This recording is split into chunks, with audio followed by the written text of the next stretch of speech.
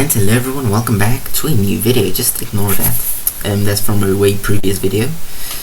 Alright, so today we're going to learn about sa, shi, su, se, and so. In the previous episodes we did a, I, u, e, o, ka, ki, ku, ke, ko, ga, gi, gu, ge, go. Okay, so this time it's sa, shi, su, se, so, and their counterpartners.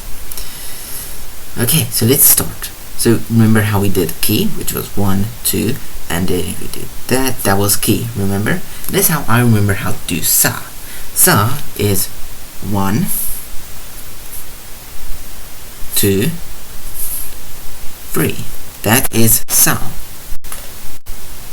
So it's basically ki, but with one less, And then we have shi, probably one of my favorite, if not my favorite, Japanese symbol is one line. That's shi. There is not that much to it. It's basically just a fish hook. And then we have su, which is also one of my favorites, may I add, which is dash, and then go in, you make a little circle, and you go out. Su. So this is 2 lines, this is 3 lines, this is 1 line, and then se, which is one of the ones I don't like that much because I constantly forget how to draw it. It is basically, first you have your, let's just go down here because that's getting a little full.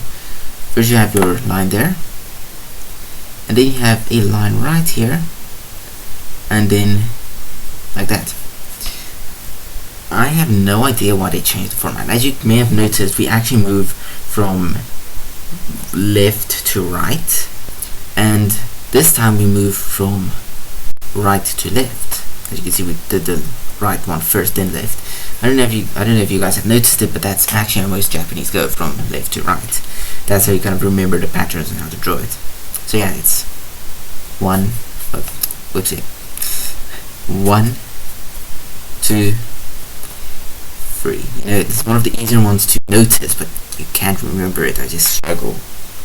And then we have so, which in the future you might actually also, let's just do that, you might actually also like get confused with.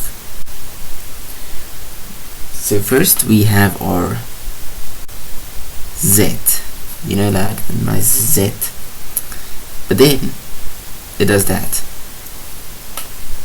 Yeah, that's some gross stuff, but draw it like this, please. It's like that. Yeah, it's weird. You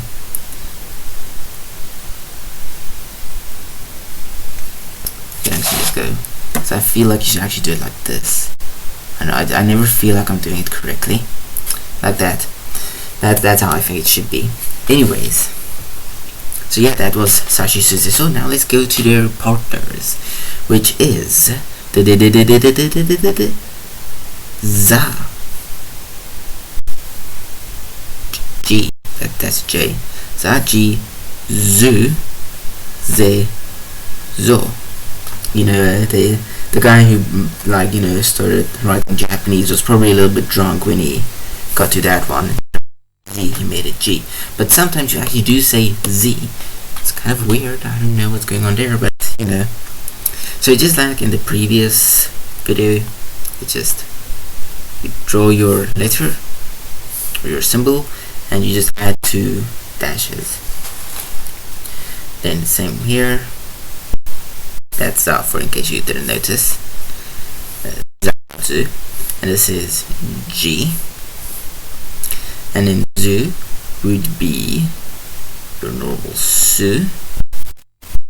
This time with that. So that's zu. And then you have your ze. And then you have your zo, ze. Okay, so that is sashi su se so and zazi zu ze zo. Zaji zu ze zo.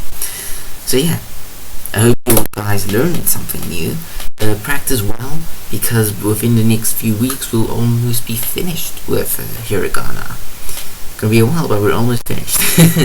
Thank you all for watching. Hope you all enjoyed, and see you all in the next